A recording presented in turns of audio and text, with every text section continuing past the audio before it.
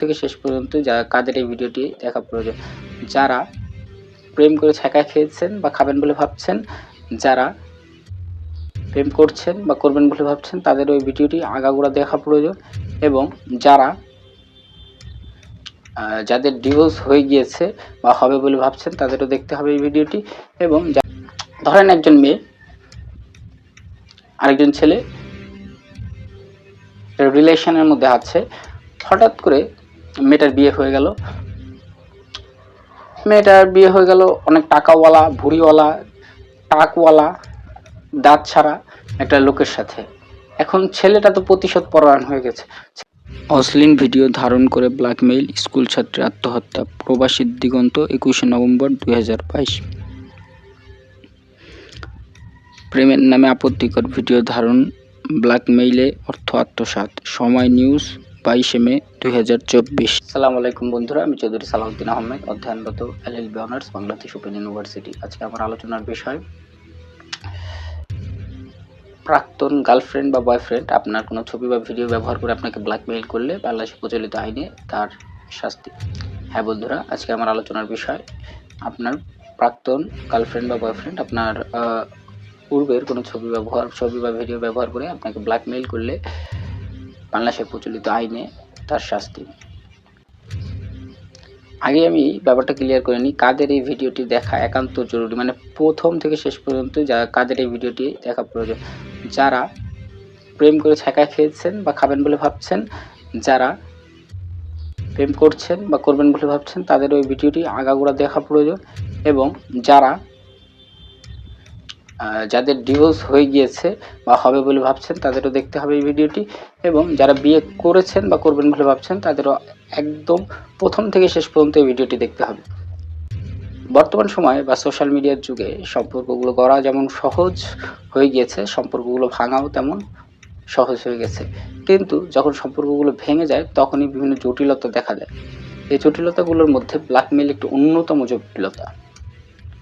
এই ব্ল্যাকমেইলের ফলে অনেক সময় এই ব্ল্যাকমেইলের শিকার নারীও হতে পারে, এই ব্ল্যাকমেইলের শিকার পুরুষও হতে পারে, এই নারী কর্তৃক পুলিশও হতে পারে এই ব্ল্যাকমেইলের শিকার। এই ব্ল্যাকমেইলের শিকার যখন হয়, তখন অনেক সময় মানুষ কোনো উপায় না পেয়ে আত্মহত্যার দিকেও চলে যায়। তাই আজকে আমরা এগুলো জানি না দেখেই আত্মহত্যার মতন ভয়ঙ্কর একটা ডিসিশন নিয়ে নিই।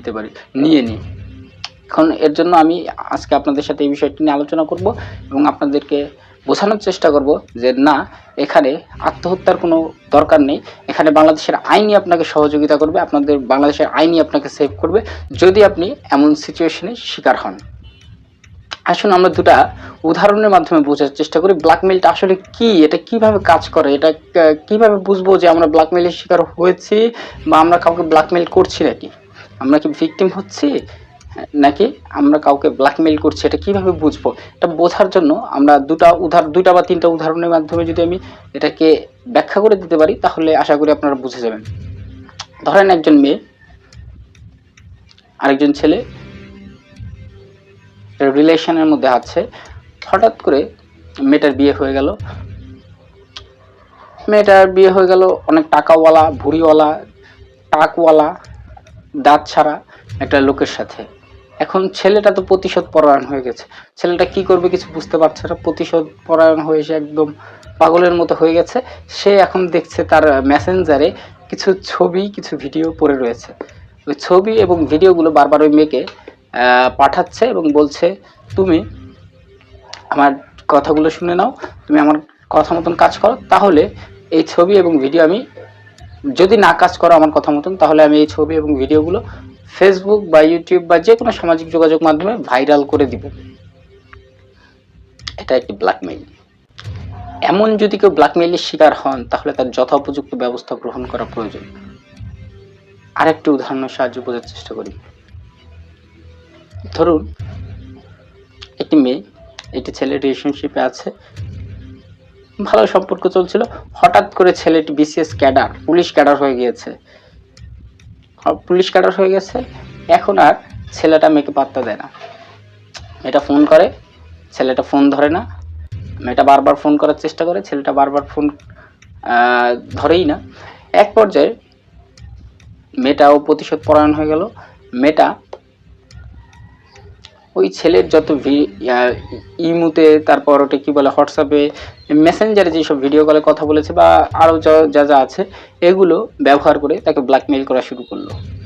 এখন ছেলেটা দেখে যে আমার চাকরি বাঁচাতে হবে, এটাও একটা ব্ল্যাকমেইল। এই ব্ল্যাকমেইলের শিকার হলেও আপনার যথোপযুক্ত ব্যবস্থা গ্রহণ করা প্রয়োজন। আচ্ছা, আবার অনেকে ডিপ ফেক ব্যবহার করে, ডিপ ফেক একটা মানে ডিপ ফেক ব্যবহার করে অনেকে কারো ছবি ব্যবহার করে বিভিন্ন রকমের অশালীন ভিডিও, দৃষ্টিকটু ভিডিও তৈরি করে এবং এগুলো সামাজিক যোগাযোগ মাধ্যমে ছড়িয়ে দেওয়ার হুমকি প্রদান করে এবং হুমকি প্রদান করে যে কোনো অনৈতিক সুবিধা আদায় করার চেষ্টা করে। এটিও ব্ল্যাকমেইল হিসেবে শামিল হবে। এখন আমার আলোচনার বিষয় হলো, যদি কেউ কাউকে ব্ল্যাকমেইল করে, কোনো ছেলে কোনো মেয়েকে বা কোনো মেয়ে কোনো ছেলেকে যদি ব্ল্যাকমেইল করে এবং কেউ যদি এই ব্ল্যাকমেইলের শিকার হয়, তাহলে বাংলাদেশের প্রচলিত আইনে তার কী শাস্তির বিধান আছে। বাংলাদেশে প্রচলিত একটি আইন আছে, সেই আইনটি হলো পর্নোগ্রাফি নিয়ন্ত্রণ আইন 2012। হ্যাঁ বন্ধুরা, বাংলাদেশে প্রচলিত একটি আইন আছে, পর্নোগ্রাফি নিয়ন্ত্রণ আইন 2012। এই আইনের অধীনে যদি কেউ কোনো এক ব্যক্তি অপর ব্যক্তিকে কোনো ছবি ভিডিও দিয়ে ব্ল্যাকমেইল করে থাকে, তাহলে তার এই আইনের আন্ডারে তাকে শাস্তির মুখোমুখি হতে হবে। এই 8 নম্বর ধারার 2 নম্বর উপধারা অনুযায়ী একজন ব্যক্তিকে শাস্তির সম্মুখীন হতে হবে। এই আইন বা পর্নোগ্রাফি নিয়ন্ত্রণ আইন 2012-র 8 নম্বর ধারার 2 নম্বর উপধারায় বলা আছে, যদি কেউ কাউকে ব্ল্যাকমেইল করে থাকে, কাউকে ব্ল্যাকমেইল করে অর্থ আদায় করার চেষ্টা করে বা যে কোনো অসাধু উদ্দেশ্য হাসিল করার চেষ্টা করে, তাহলে তার সর্বোচ্চ 5 বছরের কারাদণ্ড এবং 2 লক্ষ টাকা অর্থদণ্ড বা উভয় দণ্ডে সে দণ্ডিত হতে পারে। তাই আমাদের আজকে আমার আলোচনার বিষয় ছিল, যদি কেউ আপনাকে আপনার ভিডিও বা ছবি ব্যবহার করে ব্ল্যাকমেইল করার চেষ্টা করে, তাহলে আপনি কি করবেন, এর আইনি প্রতিকার আমরা জানতে পারলাম। যদি কেউ আপনার ভিডিও বা ছবি ব্যবহার করে আপনাকে ব্ল্যাকমেইল করে, তাহলে আপনাকে বাংলাদেশের প্রচলিত আইন পর্নোগ্রাফি নিয়ন্ত্রণ আইন 2012-র 8 নম্বর ধারা 2 নম্বর উপধারা অনুযায়ী আপনাকে মামলা পরিচালনা করতে হবে। এবং যদি মামলা পরিচালনা করতে পারেন এবং আপনি যদি প্রমাণ করতে পারেন কোর্টের সম্মুখে যে আপনাকে ব্ল্যাকমেইল করছে, তাহলে আপনি যথাযথ প্রতিকার পাবেন। প্রতিকারটা এমন হবে যে আপনাকে ব্ল্যাকমেইল করবে সে 5 বছরের কারাদণ্ড, সর্বোচ্চ 5 বছরের কারাদণ্ড এবং 2 লক্ষ টাকা অর্থদণ্ড সে দণ্ডিত হবে। ধন্যবাদ সবাইকে। সবাই ভালো থাকবেন, সুস্থ থাকবেন, আইন জানবেন, আইন মানবেন, আইনকে শ্রদ্ধা করবেন।